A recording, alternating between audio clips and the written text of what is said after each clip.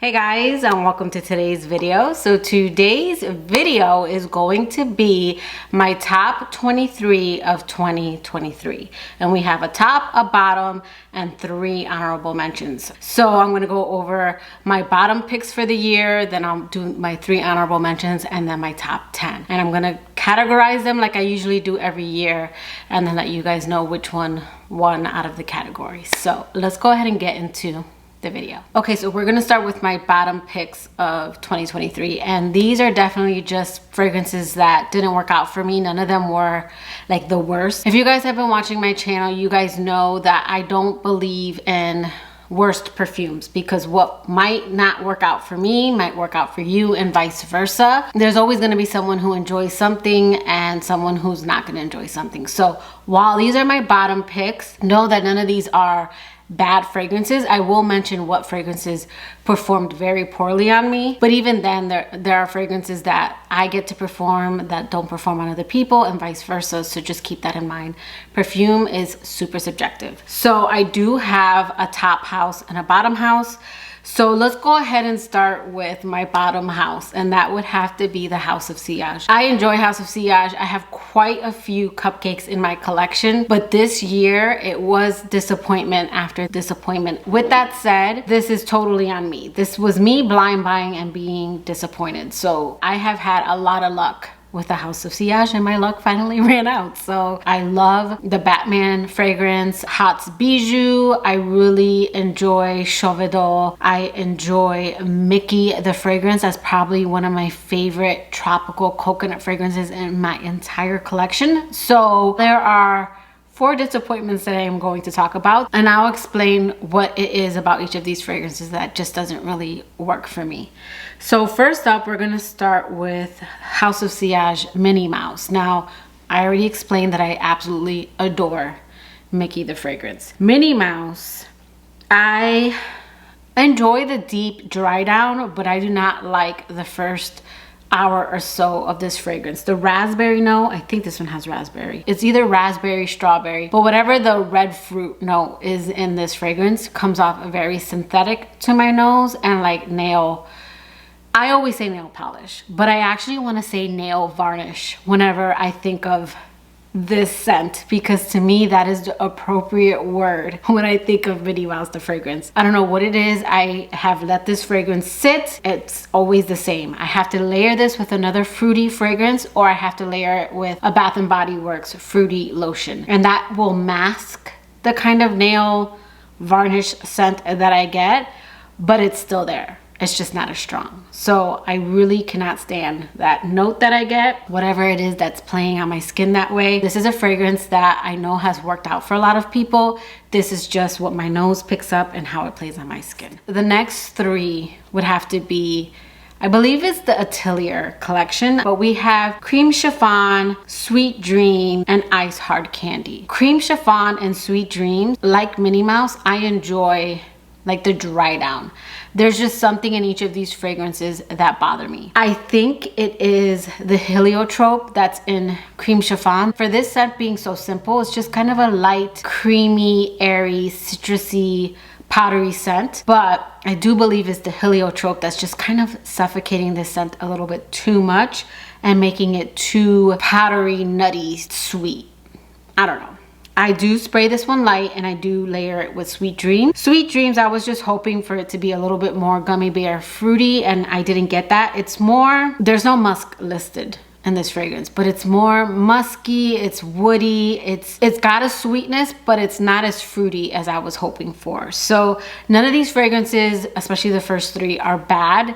They were just a letdown. Now, Icy Hard Candy was a very big letdown. I know all fragrances can't be fruity, fun, but I don't know. I was expecting more of a candy-like fragrance, maybe something a little more cold and icy, but still sweet like candy.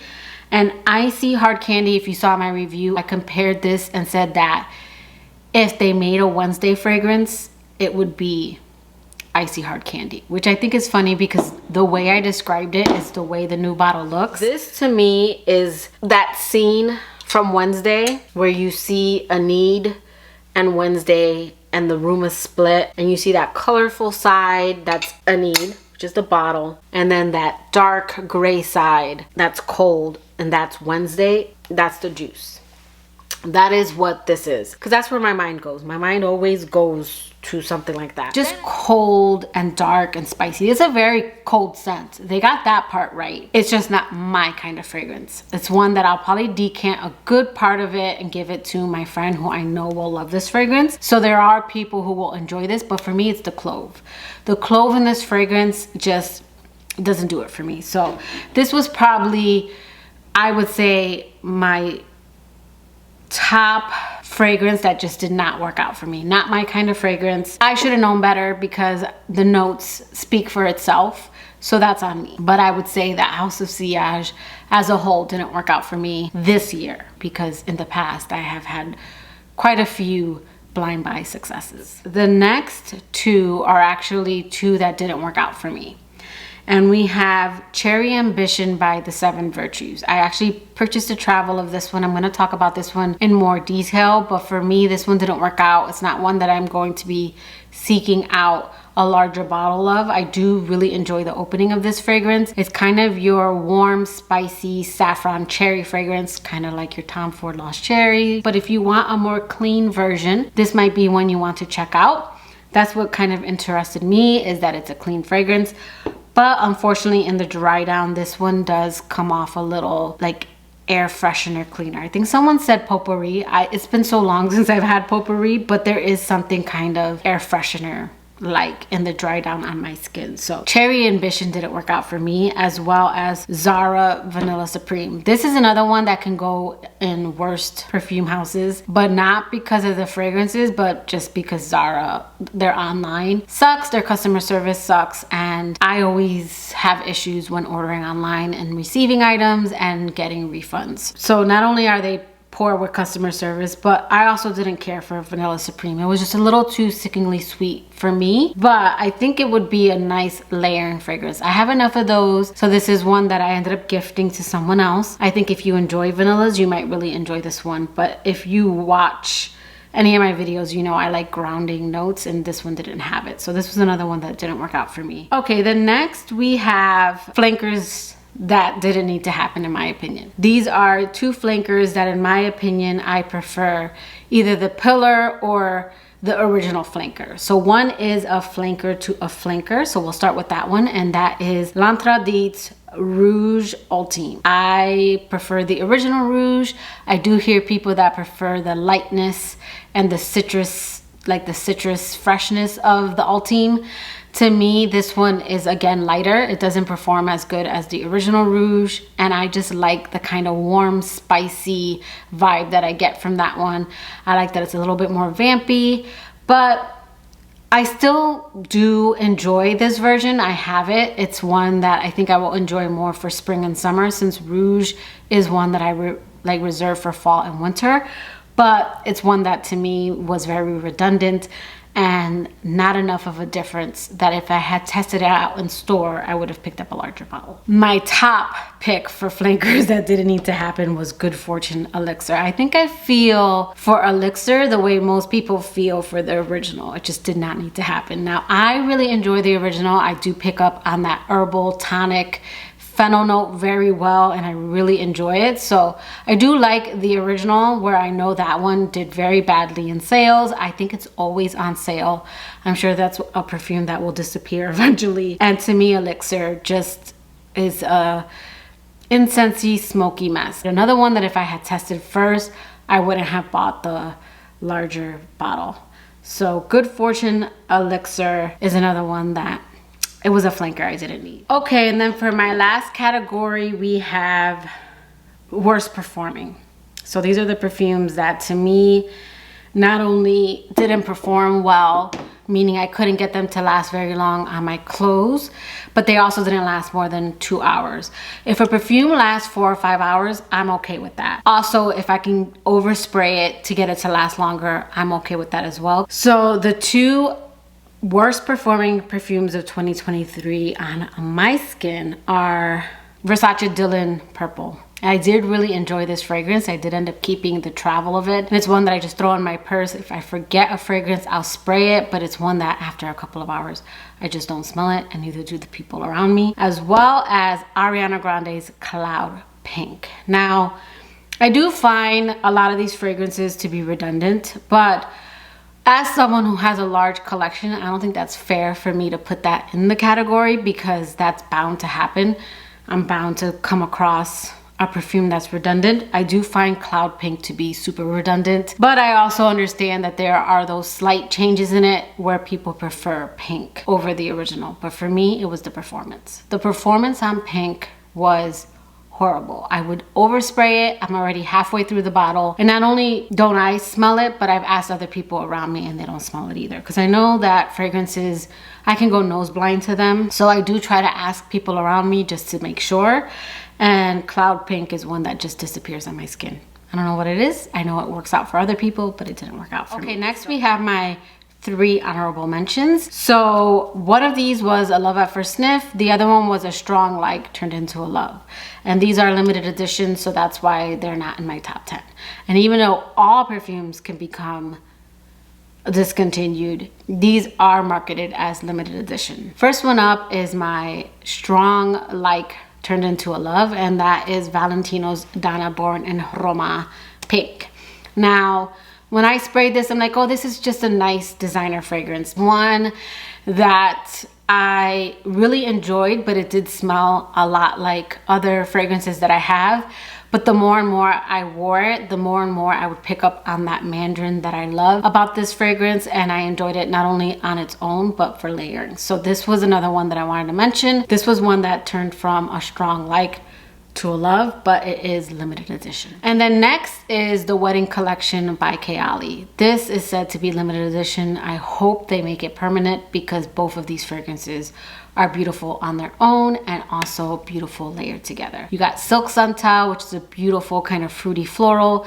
It kind of reminds me of Deja Vu White Flower, but a more lighter, softer version, and one that I actually enjoy wearing more on a daily. Deja Vu White Flower can get a little strong to my nose, and then Velvet Santal is a kind of sexy, warm, spicy fall fragrance. I don't know what it is about this fragrance and my skin, but there's a plum note that comes through whenever I wear this fragrance. It's definitely how it plays on me, but this scent is just beautiful. Those are my honorable mentions, again, limited edition.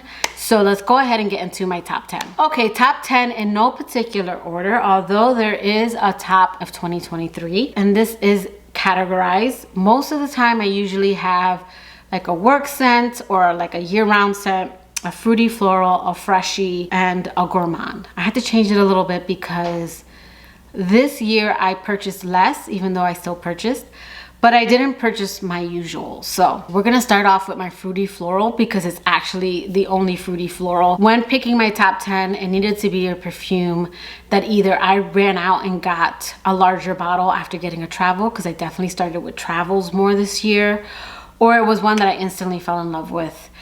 And it wasn't like a like, it was a fragrance that I really enjoyed. I didn't get many fruity florals that did that, except for Kayali's Eden Sparkling Lychee. This is a fragrance that I started off with the mini, and I knew that I wanted the 100 ml right away. It is one that I do have to overspray. I can get it to last if I overspray it and get my clothes, but this is my top fruity floral of the year. I didn't buy a lot of fruity florals that I really enjoyed, so this is kind of in its own class. And then the next one actually has 3. So next we have my favorite, what would have been my favorite freshie, because in addition to being a fruity floral kind of girl, I love my freshies, I love my citrus fragrances, my clean fragrances, but I didn't buy too many of those. But I did buy quite a few tropical beachy fragrances. So I do have a top 3. These are tropical fragrances. We have Paco Rabanne's Fame, Miu Miu's Fleur de Lait, and we have Seven Virtues Coconut Sun. This is going to be more coconut forward. This one's tropical mango. It's got coconut milk, so it's got a lactonic feel to it. This is, to me, the one that connects both of these, where this one's more coconut, this one's coconut mango, and then this one's more mango. So this one's a little bit louder. It's definitely more in your face designer. This one's softer. The mango in here is light. It's kind of a light, airy, milky, like tonic scent. The coconut in here is very soft. You gotta be looking for it. This is another light one. This is coming out of the shower and just being kissed by the sun and having a little bit of maybe like coconut suntan lotion, but it's not really a suntanny lotion kind of scent. So just know that this I picked, but now that I sprayed this one's closely, so closely second.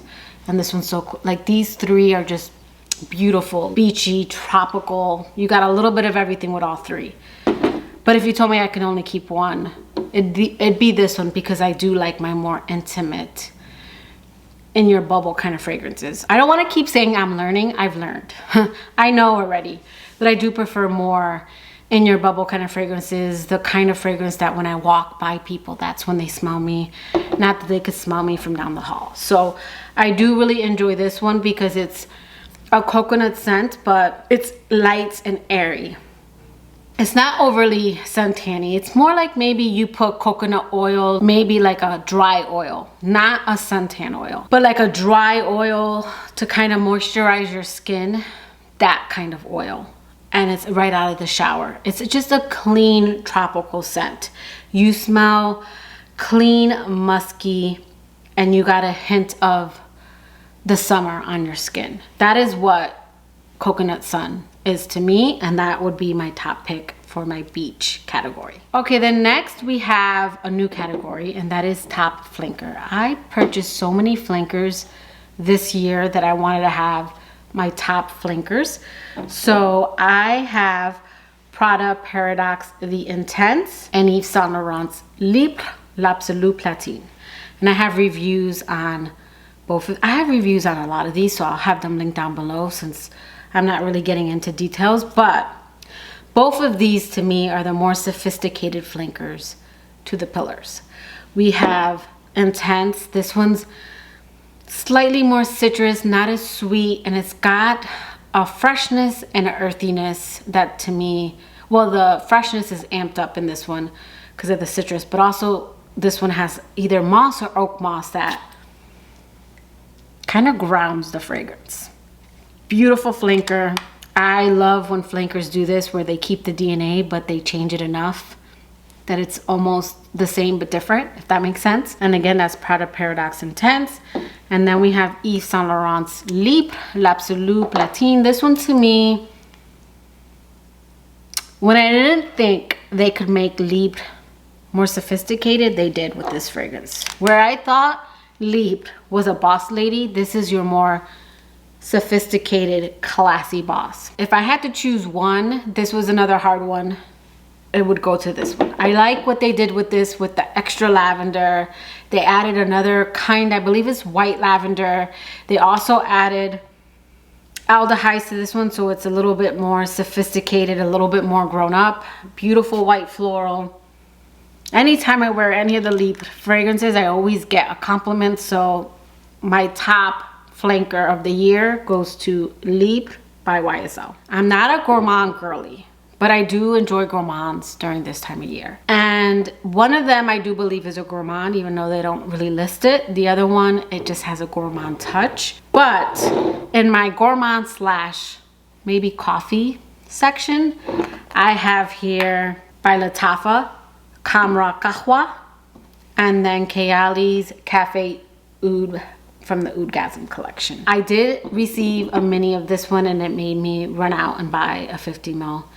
This is not a gourmand. I believe this one's considered like a woody fragrance or a floral woody fragrance because this one has rose. I don't know if there's other florals. I can pick up the rose in this one, the musk, there's mandarin, and then the coffee.